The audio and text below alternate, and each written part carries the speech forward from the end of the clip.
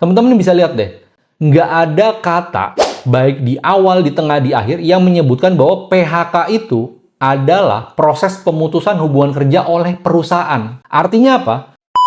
Gua atau si karyawan ini bisa sampai melakukan kesalahan karena diawali oleh kesalahan dilakukan oleh pemberi kerja.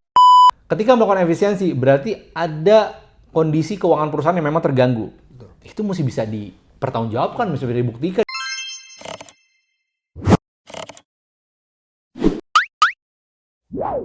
Ini sedikit gue juga mengomentari ya aksi atau strategi yang dilakukan banyak startup. Ya, ketika mereka awal mendirikan perusahaan, karyawannya sedikit. Betul.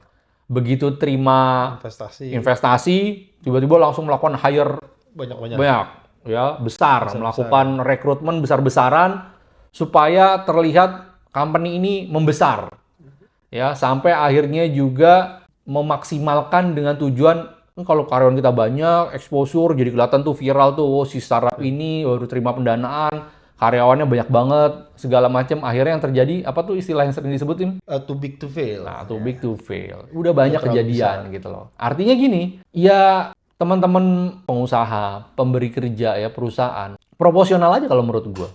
Kalau emang kebutuhannya cuma 10 ya rekrut 10. Kalau emang kebutuhannya 50 ya 50. Kalau 100 ya 100. Nggak usah melebihi itu.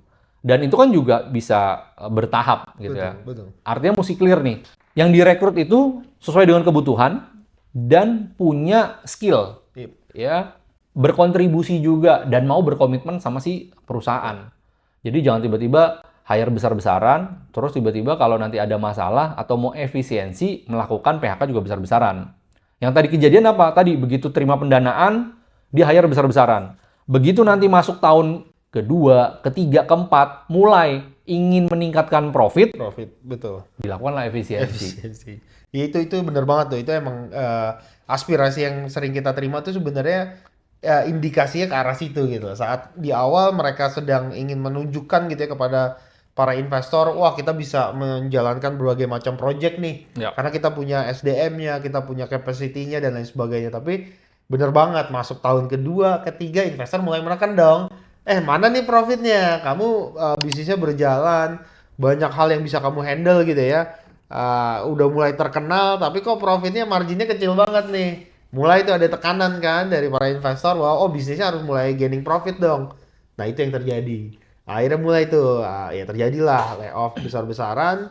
Sehingga di periode berikutnya saat komposisi pekerja itu sudah mulai mengecil ya, overhead-nya, muncul kan profit buat para investor. Nah itu yang juga mungkin harus diperbaiki lah dari teman-teman startup juga untuk bagaimana mengkondisikan agar ya bisa menghindari bencana PHK inilah. Karena mungkin juga kalau kita sering dengar ini ya, sering kali tuh terjadinya tuh beriringan.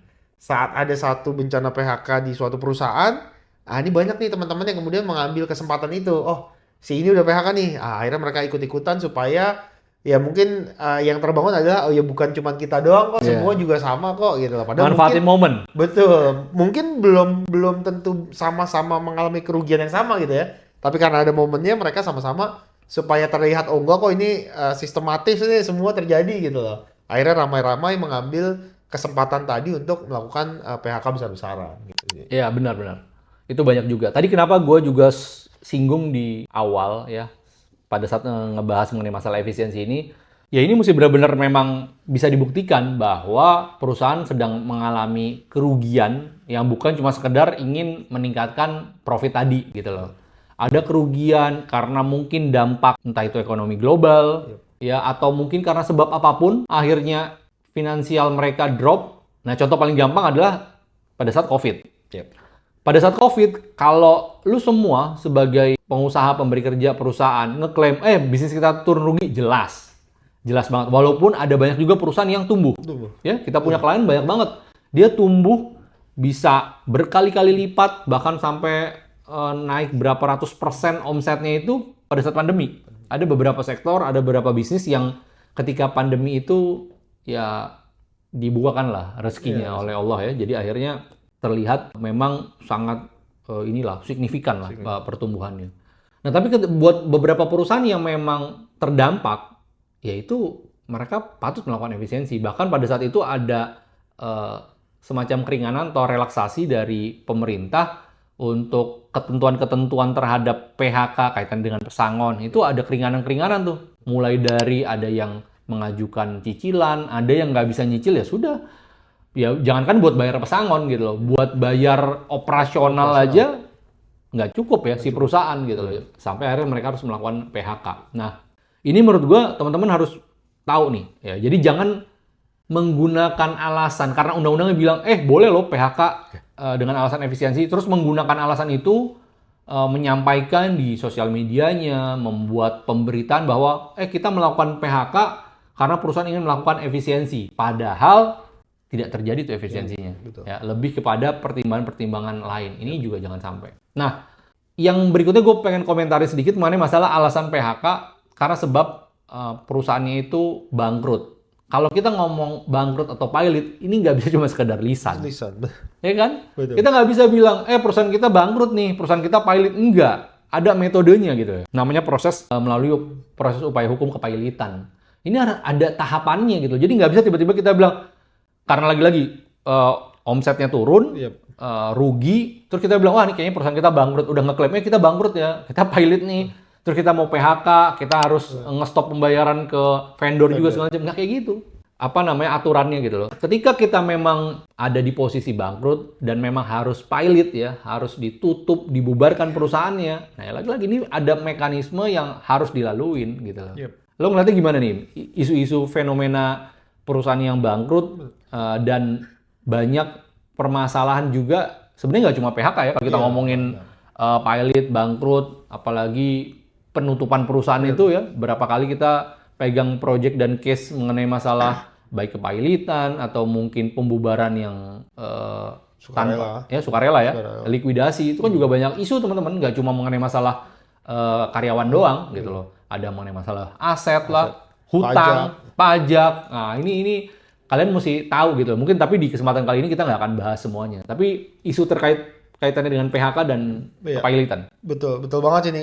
Buat teman-teman juga ya tadi ya, terutama buat pekerja juga. Makanya tadi kenapa sih kita sampaikan harus calm down dulu lah gitu, tenang dulu nih, santai dulu gitu. Pelajari dulu, pahami dulu situasinya. Kenapa? Karena ya tadi, yang tadi Husni udah jelasin ya, bahwa PKPU ini atau kepailitan ini tuh ada prosedurnya gitu loh.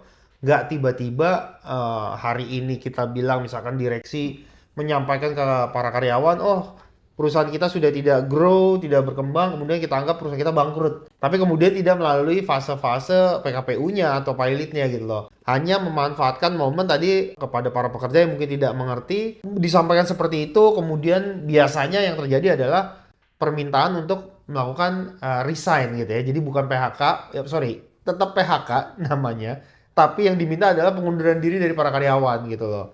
Nah, ya itu yang sering terjadi ada Kak. Ya tadi karena mungkin pemahamannya kurang pahami gitu ya mengenai konsep kepailitan ini, akhirnya banyak atau sering kali terjadi PHK ini menjadi PHK dalam bentuk pengunduran diri secara besar-besaran. Kenapa? Karena disampaikan bahwa perusahaannya sudah tidak bisa berjalan lagi, atau bahkan di beberapa kasus ya yang kita dengar ya, yang pernah terjadi itu adalah konsultasi ke kita bahwa divisinya dihilangkan gitu loh. Oh iya. Nah itu si pekerja di divisi tersebut kemudian beranggapan bahwa saya udah nggak diperlukan lagi gitu loh.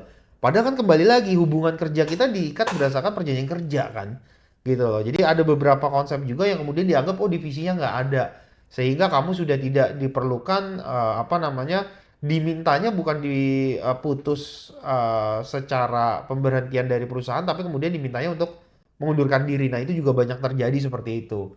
Atau mungkin tadi bentuknya sebenarnya yang Usi bilang tadi ya, ada intimidasi nih dari atasan bahwa divisi kita akan dikecilkan misalkan, kemudian seolah-olah kamu diberikan pekerjaan yang melebihi dari apa yang bisa kamu kerjakan lah, sehingga kamu ngerasa tertekan dan lain sebagainya, kemudian kamu mengundurkan diri akhirnya karena ngerasa saya nggak sanggup kalau diberikan pekerjaan seperti ini gitu loh. Nah, jadi tadi balik lagi ke konteks mengenai alasan-alasan dan konsep kepailitan tadi, semua itu ada prosedur gitu. Jadi ini tentang bagaimana kita bisa memahami dan memiliki perspektif bahwa kita harus tahu dulu dong sudah sampai mana prosesnya, sudah dalam ketentuan apa, sehingga saat terjadi pemutusan hubungan kerja itu kita clear apakah ini memang dari kesalahan kita atau ini dari kesalahan perusahaan, atau tadi ini sebab dari suatu perbuatan hukum ya atau corporate action yang diambil oleh perusahaan. Misalkan tadi mereka menyatakan secara sukarela mempilotkan perusahaannya atau membubarkan perusahaannya. Nah, itu juga kita harus pahami.